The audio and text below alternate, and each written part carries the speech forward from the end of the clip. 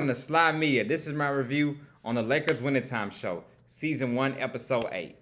Wow, another very strong episode. Very good episode. I know I'm late on this, but I'm going to get straight to the point, pretty much. Get out the main factors of this episode. The main part of this episode, we see about Jack McKinney's trying to come back. He's trying to come back, take over his team and all that, but he's not mentally right still. He's going against doctor's orders, trying to feel like he can still coach the team and handle everything. But, Pat Riley and Whitehead, they've been doing well. The things been going well for them. They have a good record. Everything's been going very smoothly for them.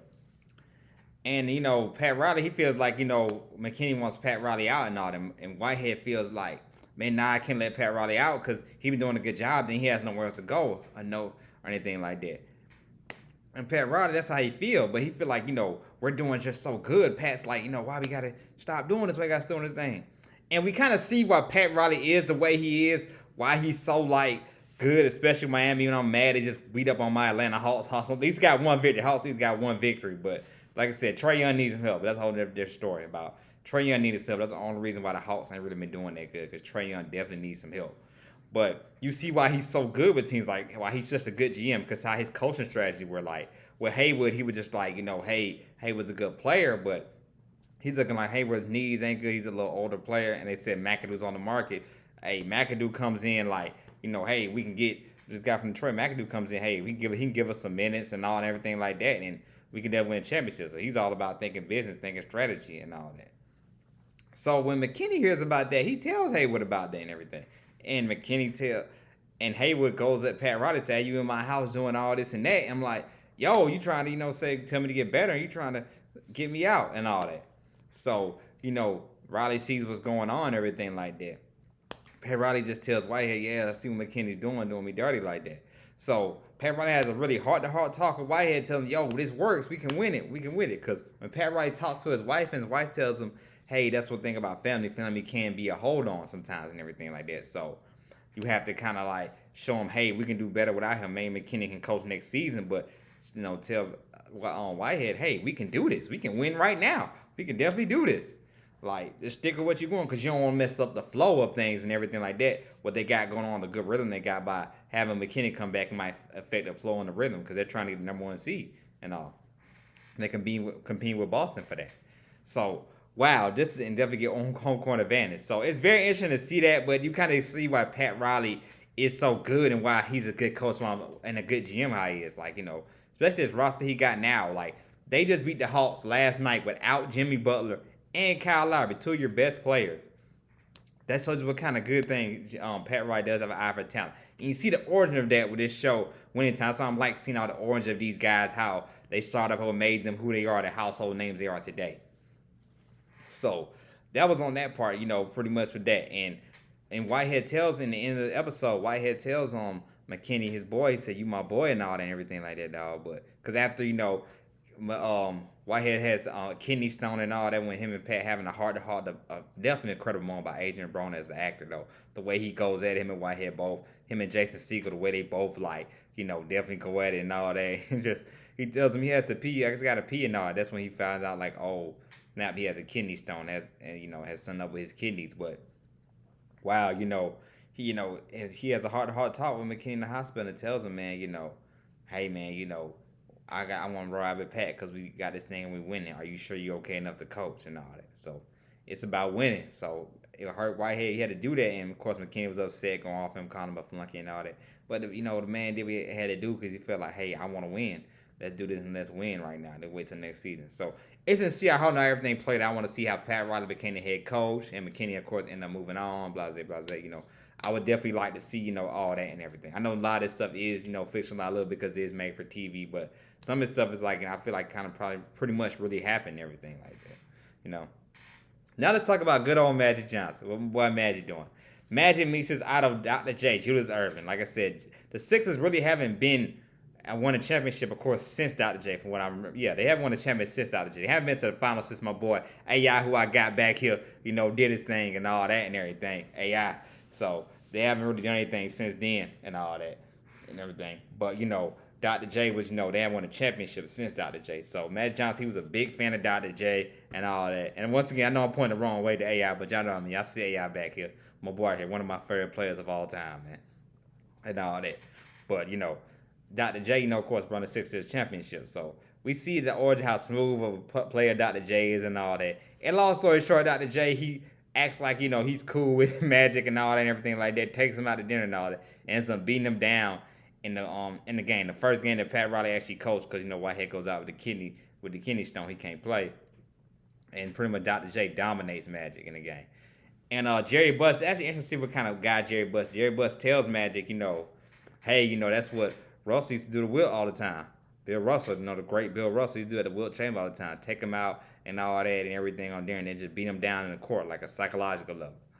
And that's when they had, and also of course in Magic, I knew his girl was gonna find out. Cookie finds out he did mess around with her best friend and finds out he's gonna have her baby. So I don't know how this is gonna happen. If she's gonna abort the baby or what's gonna happen or anything like that. She does end up finding out about that, and I'm like, wow, okay. And like I said, that still was just doggish. Like, if Magic really did that, boy, mess with the girl best friend and then got her pregnant. Like, dang, what?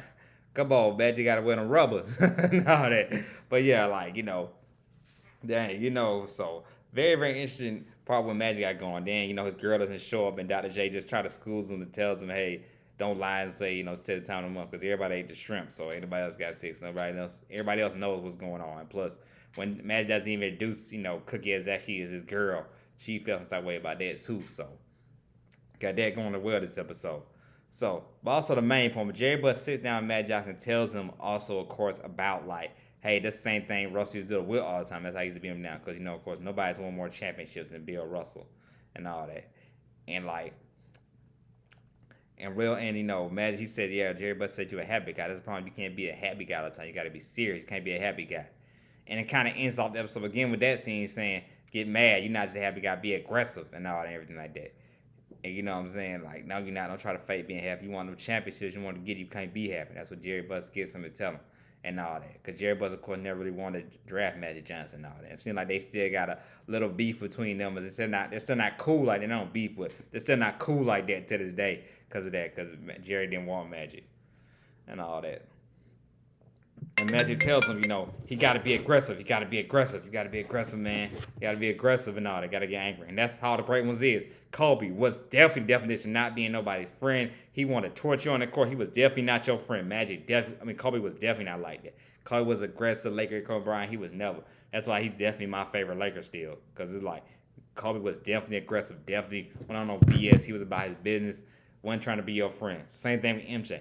MJ was the same way. Killer. You saw The Last Dance. He was straight killer.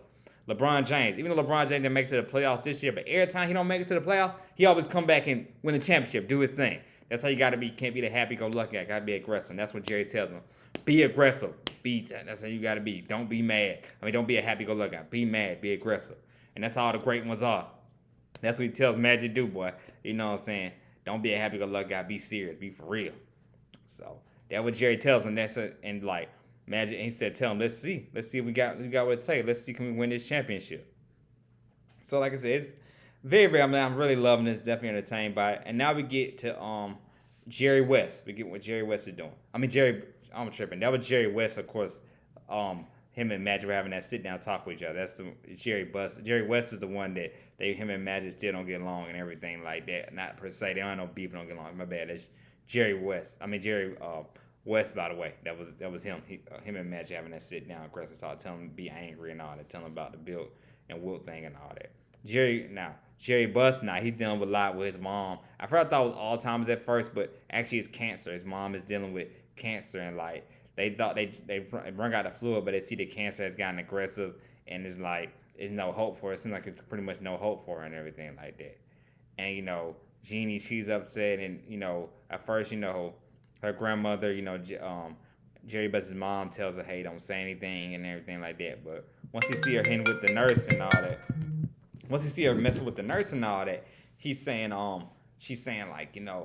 hey, no, this is what's going on. Mom is dying. Grandma is dying right now. She just didn't want to tell you and everything like that. So, you mess with the nurse and all that. Even though what's so funny is he does end up still hitting the nurse and all that too. What makes it so funny, he still ends up hitting the nurse, everything like to the end. But it was emotional, of course, an emotional moment. Because once he finds out, hey, he tells the nurse, I can't believe she's dying and all that. Because he know what's like having a single mother because the nurse lady, she was a single mother. So it explains just so much, a lot, and everything like that. So, you know, wow. Like I said, very, very interesting, very, very impactful episode. Definitely can't wait for the finale and everything like that. But of course, very interesting to me to see what all this stuff, Jerry Buster's going through with his mother, going through cancer, pretty much dying and everything like that, and trying to help the Lakers, win their championship. They haven't won in years and all.